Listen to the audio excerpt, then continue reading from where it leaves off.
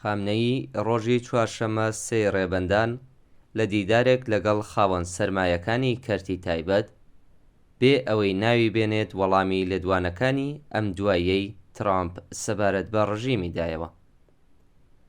ئەمە لەو ڕۆژەدا بوو کە ئازادیخوازانی کوردستانی شۆڕژێر لە شابادەوە بگرە تا کرماشان، سنە، سەقەز، بۆکان، مەهاباد و شارە گەورە و بچووکەکانی دیکەی جۆغرافیای کوردستان بە مەبەستی دەربڕینی ناڕەزایەتی دژ بە بناغە و ڕەگۆڕیشەی کۆماری ئیسلامی واتە سزای لە سێدارەدان و بەهێزکردنی ئەو خەبات و ناڕەزایەتیانەی ئێستا لە پێناو هەڵوەشاندنەوەی ئەو سزایە قوتابخانە، ناوەندەکانی کار، دوکان و بازاڕیان داخست و ئیدارەکانیان لە کار خستە بوو.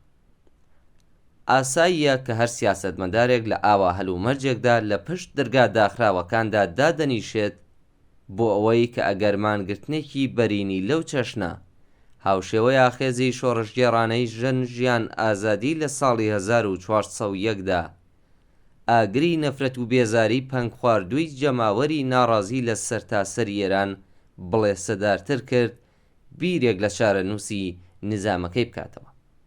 بەڵام خامنەیی هاوبیرە ڕاستەقینەکانی ترامپ واتە سەرمایەدارەکانی کەرتی تایبەتی کۆ کردبووەوە بۆ ئەوەی پەیامێکی سازشی بۆ بنێرێت، بەڵام ناوبراو لە هەمان کاتدا پەیامێکیشی بۆ خەڵکی ئێران نارد. ئەو پەیامە چی بوو؟ ترامپ کۆمەڵێک واقعیەتی سەبارەت بە لاوازبوونی کۆماری ئیسلامی دەرکاندە بوو کە زۆربەی هاوڵاتیانی ناڕازی بەپێی ئەزمون دەیزانن، چونکە ئەم لاوازبوونە بەردەوامە ئاکامی خەبات و تێکۆشانی بێوچانی خۆیانە لەسەر بەستێنی دژواری و قەیرانەکانی ڕژیم. خامنەیش وەک هەموو ئاخۆندە بە ناو کارناسە درۆزن و چەواشەکارەکان ئیدعای ئەوەی کرد کە دەسەڵاتەکەی وەک هەمیشە بەهێزە. ئەوەتی لە سەردەمی سەددامیشدا پێیان وا بۆ حکوومەتی ئیسلامی لاوازە، هەر بۆیە هێرشیان کردە سەری. لە سەردەمی ڕێگانیشدا هەروایان بیرکردەوە و سەددامیان بەهێز کرد. بەڵام هەمویان ڕۆشتن و ڕژیمی ئیسلامی مایەوە. بەڵام واقعیەت چییە؟ ساڵی 59 کاتێک حکوومەتی باز بە هاوکاری ئەمریکا هێرشی کردە سەر ئێران، کۆماری ئیسلامی تەنانەت هێشتا سەقامگیر نەبوو. کرێکارانی لەسەر کار بە شۆڕاکانیان، کرێکارانی بێکار بە خۆپێشاندانەکانیان، ژنان بە ئاکسیۆنەکانیان، خەڵکی عەرەب و کورد و تورکمان بە خەبات و تێکۆشانیان و هەروەها ئازادی خوازان بە ڕێکخراوەکانیان خوازیاری مافەکانیان بوون. ڕژیم لە سایەی شەڕدا بازار و ئەشکەنجە و لە سێدارەدانی هەزاران کەس لە ناو زیندانەکان و بە کوشتانی گەنجان لە بەرەکانی پێشەوەی شەڕ بناغەکانی دەسەڵاتەکەی بەهێز کرد. ئەگەرچی ئەو شەڕە بە گڵۆپی سەوزی دەوڵەتی ئەو کاتی ئەمریکا دەستی پێکرد، بەڵام جۆرێک پلانیان بۆ دانا کە کۆماری ئیسلامی شکست خواردوو لێی بێتە دەرەوە.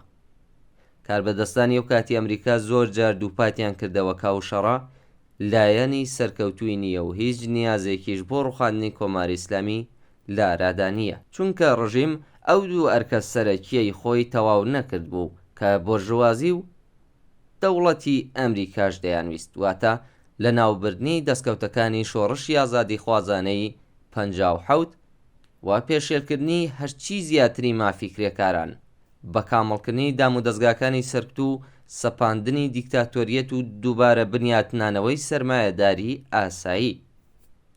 بڕیار بوو ئەو هێزە ئابووریەش کە سەرمایەداری تەقلیدی دەخاتەوە گەڕ هەر ئەو کەسانە بن کە خامنەیی ڕۆژی مانگرتنە گشتیەکەی کوردستان قسەی بۆ دەکردن.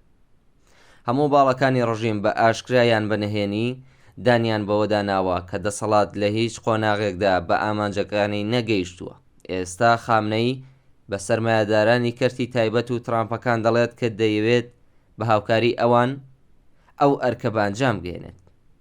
هەر لەم پەیوەندیەدا ڕۆژی شەممە 6 ڕێبەندان زۆربەی ڕۆژنامە بەناوبانگەکان قسەیان لە پێویستی دانوستان لەگەڵ ئامریکا و قبوڵکردنی داواکاریەکانی کرد بۆ ئەوەی سەرمایە ڕووبکاتە ئێران. هەر لەو ڕۆژەدا چەند وێنەیەکی فریوکارانەی پزیشکیانیان بڵاو کردەوە کە بێڵی بەدەستەوە گرتبوو بۆ ئەوەی کە زەحمەتکێشان بە داهاتووی کابینەکە و باشتربوونی ژیانیان ئومێدەوار بکە.